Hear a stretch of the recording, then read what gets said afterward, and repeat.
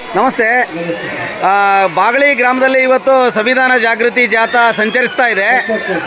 ತಾವು ಇದ್ರ ಬಗ್ಗೆ ಏನು ಹೇಳಲಿಕ್ಕೆ ಬಯಸ್ತೀರಿ? ಅಂಬೇಡ್ಕರ್ ಬಗ್ಗೆ ಮಾತಾಡಿ. ಬಾಗಳಿಯ ಗ್ರಾಮ ಪಂಚಾಯತ್ ಅಧ್ಯಕ್ಷರು, ಉಪಾಧ್ಯಕ್ಷರು, ಸದಸ್ಯರೇ ಮತ್ತು ಎಲ್ಲ ಶಾಲೆಯ ಗುರುಗಳೇ, ಗುರು ವೃಂದವರೇ ಮತ್ತು ಊರಿನ ಗುರಿಯರೇ, ಎಲ್ಲ ತಂದೆ ತಾಯರೇ, ಸಹೋದರರೇ, ಮುದ್ದು ಮಕ್ಕಳೇ, ಇವತ್ತು ಅಂಬೇಡ್ಕರ್ ಸಂವಿಧಾನದ ತಿದ್ದುಪಡಿಯನ್ನು ನಮ್ಮ ಗ್ರಾಮದಲ್ಲಿ 200 ವರ್ಷ ಬ್ರಿಟಿಷರ ಆಳಿತು. ಅದನ್ನು ಸ್ವಾತಂತ್ರ್ಯ ಹೋರಾಟ ಮಾಡಿ ಜನರು ಸಂವಿಧಾನದ ತಿದ್ದುಪಡಿಯಾಗಿ ಅಂಬೇಡ್ಕರ್ 3 ವರ್ಷದ ಕಾಲ ಅವರು ತಿದ್ದುಪಡಿ ಮಾಡಿದರು. ಇವತ್ತು ಅವರು ತಿದ್ದುಪಡಿ ಮಾಡಿದ ಸಂವಿಧಾನ ತಿದ್ದುಪಡಿ ಇವತ್ತು ಕಾರ್ಯರೂಪಕ್ಕೆ ಬಂದಿದೆ.